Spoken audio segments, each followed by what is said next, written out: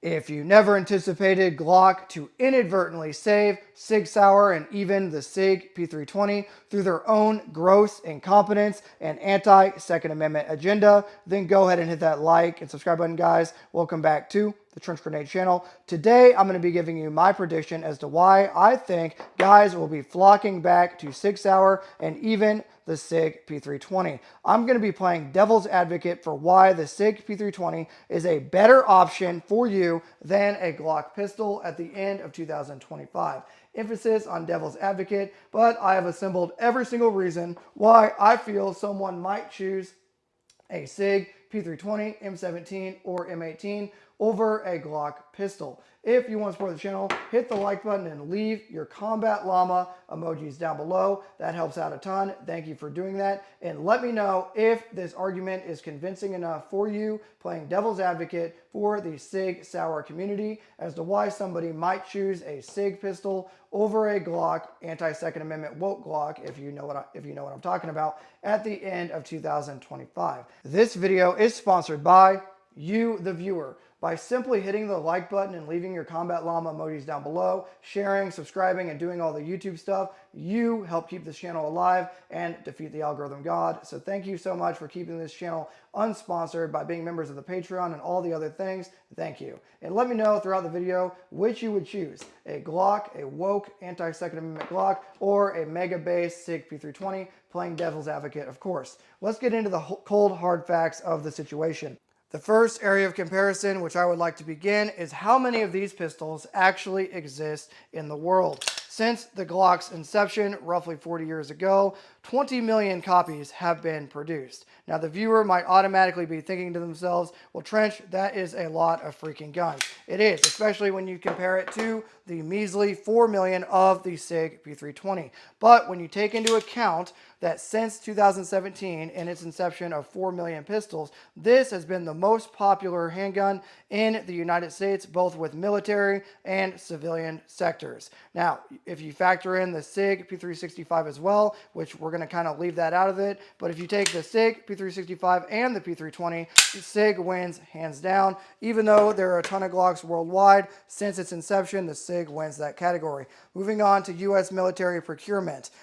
In 2017, the United States Department of Defense at the time, keep in mind this channel doesn't represent any organization or entity, acquired 421,000 pistols. No Glock has ever won any contract ever outside of law enforcement. Yes, these have been fielded in extremely small quantities by certain members of the military here in the United States, but when you factor in the large-scale adoption, the Sig has won hands down for the civilian market, which we'll talk about in a little bit, and also the Department of Defense. 421,000. When you look at that, there's 195,000 in the Army, 130,000 in the Air Force, 61,000 in the Navy, and 35,000 in the Marines. That is a ton of freaking pistols. That's a ton of guns. And Nighthawk has arrived. Also, if you keep in mind that the cost per unit and the modularity of the Sig pistol, getting ahead of ourselves a little bit, and the stock magazines being exactly one round, of course,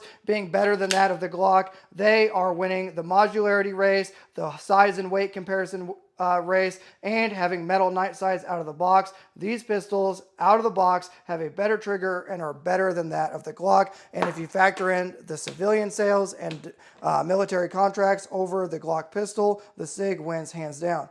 One area that the Glock will win now is the law enforcement sector. Now, the Sig has been adopted by many law enforcement agencies, over 1,000, okay? But recently they've been dropped by roughly 12 due to the popularity of the femoral artery being ventilated, allegedly, by these pistols. But we won't mention that yet because we are in the pro-Sig camp on this video.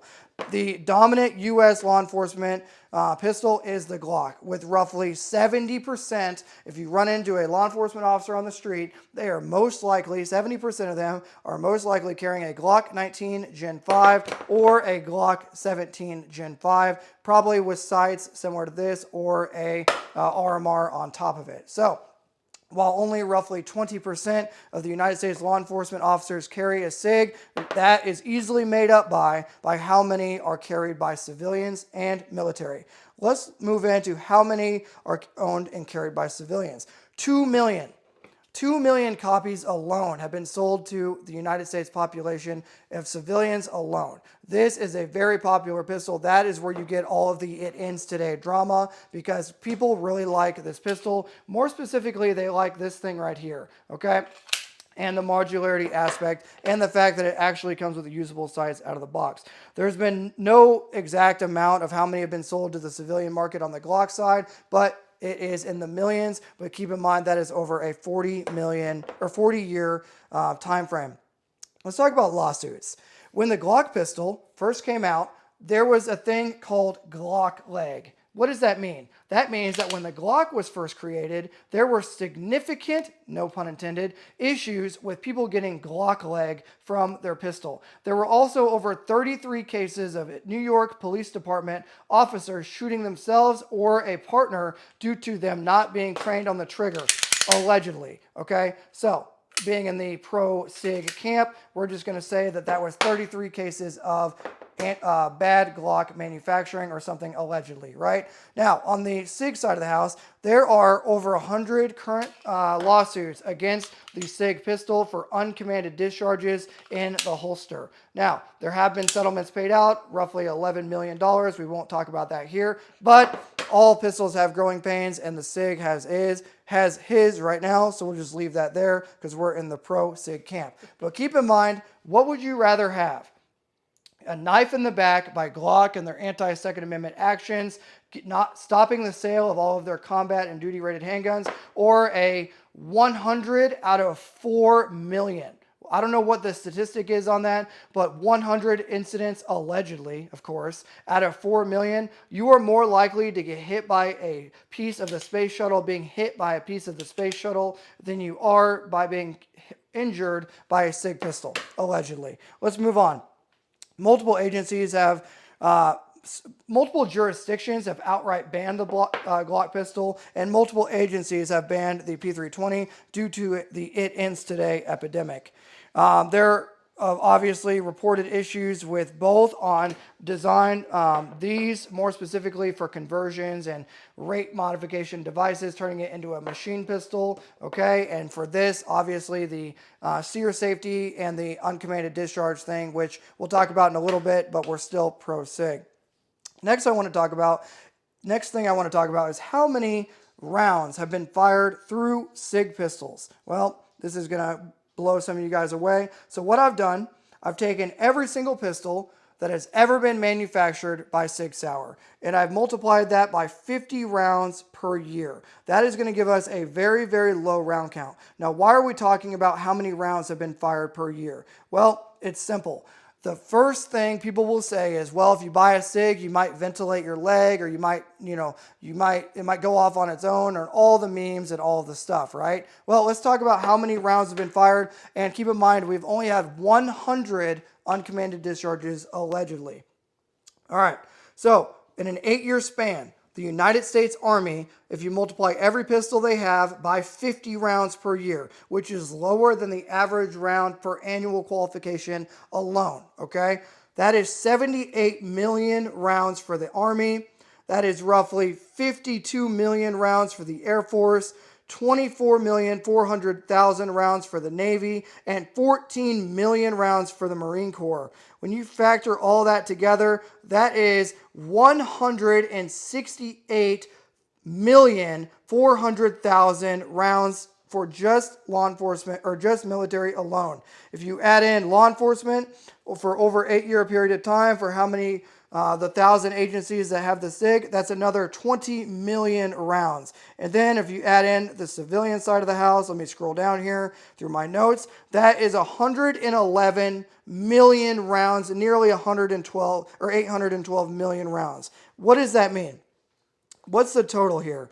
The total means that we are literally over a billion rounds fired when you factor in the 168 million the 20 million, the 811 million. We are at over 1 billion rounds fired through Sig pistols in the 8 years that it has been since its inception. And I alone have fired over 40,000 rounds through pistols just like these two, obviously because I own them, and through competition shooting and at work. And I can tell you, I have never seen an issue. So over 1 billion rounds on the low end, probably closer to 3 to 4 billion if we're using the average, not the low end number. And that's a lot of bullets. That's a lot of bullets. Correct. Let's go into how many nations have actually adopted the Sig pistol. So you have the United States, Australia, Canada, Denmark, Costa Rica, France, Indonesia, Mexico, Norway, Thailand, the Ukraine. You have the entire Department of Defense, the United States Immigration and Customs Enforcement formally. They just allegedly dropped it. We'll talk about more later. The Department of Homeland Security and National Park Service. Other police agencies to include but are not limited to: Chicago Police Department, Dallas, Milwaukee, Denver, Oklahoma, Ventura, Texas Department of Safety, Tampa, Delaware State Police, Nevada Highway Patrol, Texas, all on and on and on, okay? On and on and on we go of all of the agencies that have ever adopted it. So what is the conclusion that we can come to with all of this information? Over 1 billion rounds fired through the pistols and all of the things in the very short 8-year period that the Sig P320 has even been around.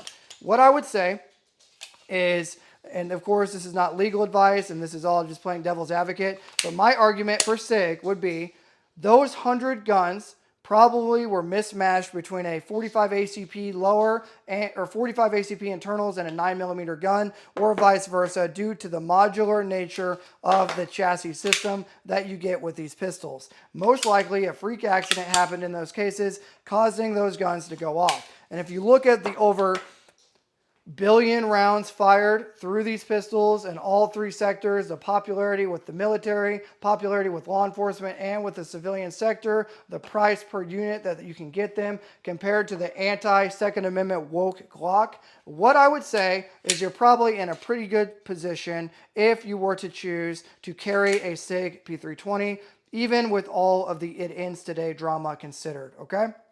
So, in summary, guys, if you're moving back to Sig because you don't like getting stabbed in the back, a guaranteed stab in the back versus a very, very, very, very, very, very, very, very low probability of getting your femoral artery severed with the P320, you're more likely to get hit by a piece of the space shuttle, getting hit by a piece of the space shuttle on the way to your forehead than you are having an issue with a Sig P320, okay? So, is that an excuse for the issues and the obvious people that have been allegedly injured by the Sig? Absolutely not. But seeing as how this is us playing devil's advocate, these are all of the reasons that I can think of, and I'm probably forgetting a few, as to why the Sig would be a good option. Keeping in mind, you could acquire just one of these and get different slides, different grips, and have multiple different setups. And whereas this whole thing is not serialized, you could literally throw the slide in the trash or the grip in the trash as long as you had the chassis system inside and you have one pistol.